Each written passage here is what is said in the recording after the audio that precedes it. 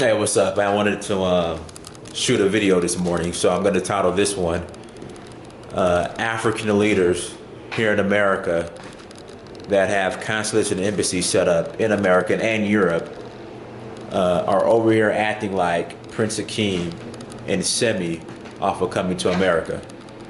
And don't get me wrong, black leaders here in America are as guilty as well, so I want to get that on record. The reason why I say that is, how are African people and really black people of the diaspora all over this planet benefiting from these politicians that are over here that have set up shop in America and Europe? I'll be honest with you.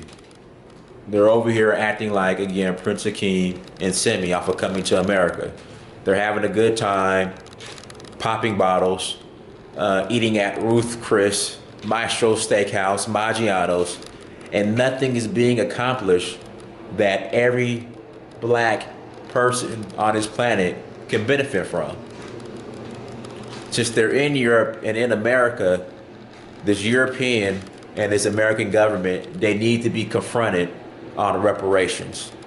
They need to be confronted on, and I'll just keep it simple, the flat out murder and theft of our people, and also the theft of all our natural resources from Africa. But people don't understand the wealth of Europe and America. The foundation of it comes from Africa. Africa currently is feeding Europe and America. Don't get it twisted. You need to read a book by Claude Anderson called Black Labor, White Wealth. So the conversation that needs to be brought up is reparations. Let's talk about how, the American-backed and Europe supported the coup which killed Thomas Sankara and Patrice Lumumba. These are topics that need to be discussed.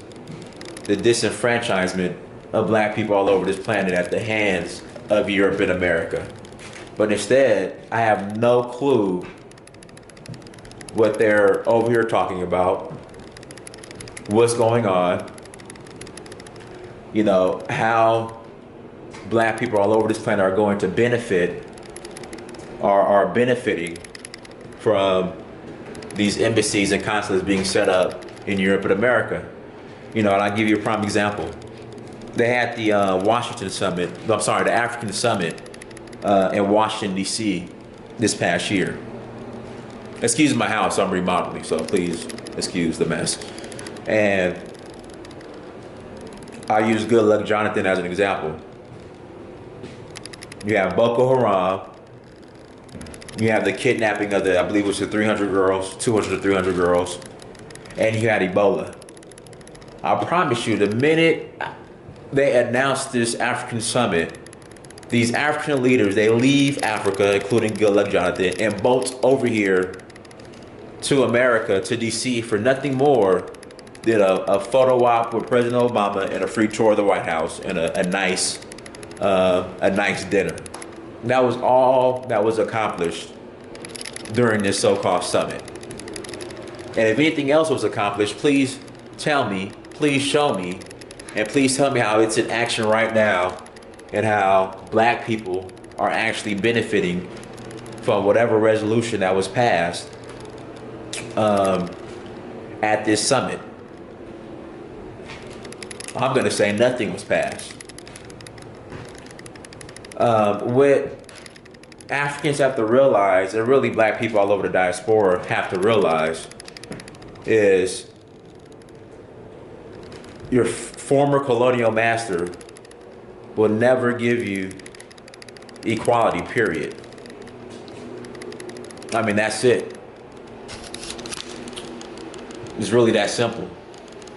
But I feel as if African leaders are in this wonderland that, American and Europe politicians and governments are going to serve the best interest of African people all over this planet. and they just need to wake up. So again, you know, I'm gonna close this out. If the conversation is not about reparations, you know, repatriation, you know, little things as far as setting up a true Black African union for all Black people of the diaspora coming together as one, as a true union. Black people all over this planet are going to continue to suffer, period, as a whole. So, you know, give me your thoughts. You know, please comment below and just let me know what you think in regards to this video. But again, like I said, African leaders are over here acting like Prince Akeem and Semmi off of Coming to America. And I just don't think that, I mean, I think that the African leaders, and even a lot of Black leaders here in America, we're all Black, but you know what I mean, are not serving the best interest of Black people all over this planet, and are really serving their own interests and the interests of our former colonial masters. So, I mean, something definitely has to be done, and the time is now, because we are definitely running out of time. Again, comment below if you're a politician and, you know, you feel as if I'm not telling the truth. Please comment below, and you know, we could definitely discuss it. And, you know, I'm quick to apologize if I'm wrong. All right, see you guys later. Also, too, if you look in the description box, there's a link to my Amazon authors page where I sell my my books for Kindle. And then also there's a link to my Etsy page where I sell my African jewelry and my African art. So check it out. And like I said before, it's either we all come together as one Pan-African front, or we die. And excuse the pain on my hands. Like I said, I'm renovating, doing some work to my house. The next video I'll do, once I'm done renovating my house, I'll take you on a tour and show you all my art and jewelry and all that good stuff.